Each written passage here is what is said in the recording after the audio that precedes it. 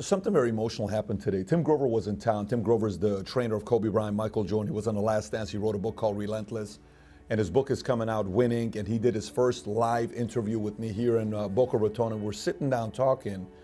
And one of the chapters in his book, page 103, by the way, we got to get his book, but one of the chapters, page 103, he talks about how winning is selfish. There is no such thing as balance in winning. It just doesn't exist. And he tells the story. He says one day he's packing his bags, he's getting ready to go on the road, and he's traveling, right? He's packing all this stuff and he's getting ready to go. And his 5-year-old daughter looks at him and says, "Daddy, where are you going?" He says, "Daddy's traveling." And the 5-year-old daughter at the time says, "Why do you have to travel so much?" And Tim says, "I have to travel a lot because Daddy travels so I can take care of you, Mommy, so I can put food on the table." And he says his 5-year-old daughter takes a break, looks away, and then she comes back and looks at his daddy. And he says, "When I heard these words, it loved me." He says, "It's the most difficult words I've ever heard in my entire life." That's what he says in his book. I'm prefacing what he's saying, but that's pretty much what he's talking about with the statement that she made to him. Daughter looks at Tim and says, "Hey, Daddy, if I eat less, will you stay home more?" Did you hear what I just said? She said, "If I eat less, will you stay home more?" Because she's trying to say, what if I eat less so you can stay with me more often? I asked him this question, and I'm reading his book. Tim is sitting right in front of me.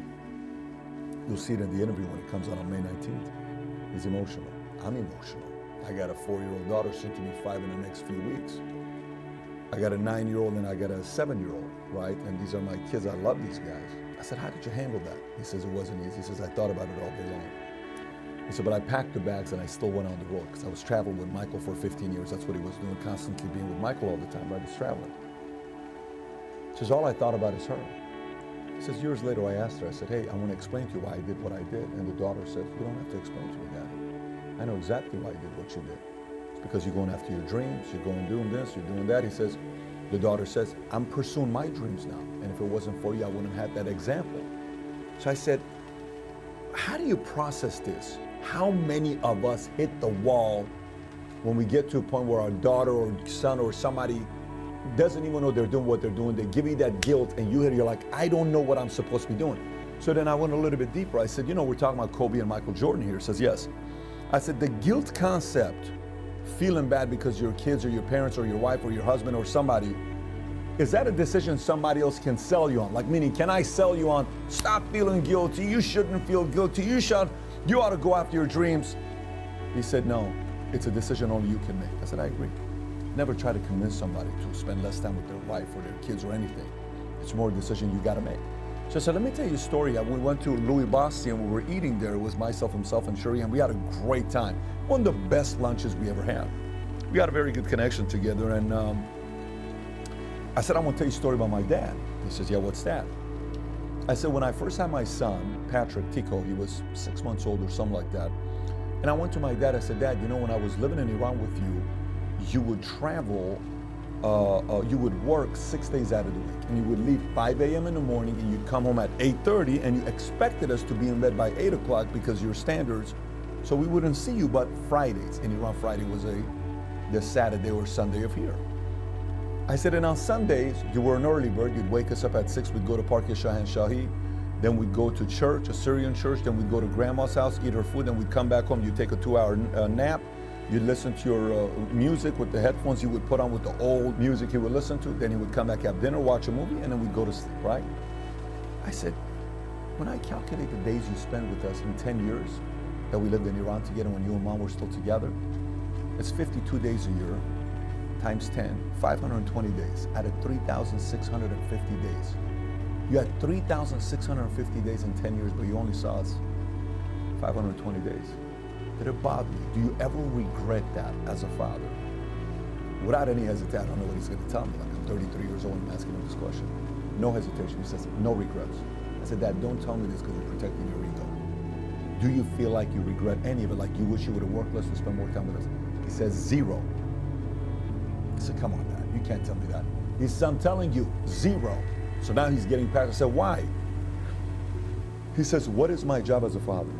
Isn't my job as a father to teach you and raise you to be strong so you can be independent without having to rely on anybody else? Meaning you can stand on your own 2 feet and you can go out there and take your own family and take care of it. Isn't that the job of a father? Yes. How are you doing? I said, I'm independent. He said, then I did my job right. He says, I don't regret any of it. He says, I enjoyed every minute I had with you guys. I had so much fun with you and Paulette. I said, that's very good to hear, because as a man now that I'm getting through the next phase, I like hearing that from my own father. But I said, I want to say something to you as well. He says, what's that?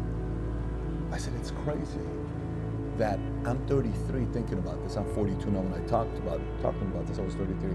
I said, I'm 33 sitting here thinking about this with you, and I also don't have any regrets that you weren't there. He says, what do you mean? I said, to me, it was the normal thing. Everybody in Iran, you're working. I said, I saw other dads that weren't workers.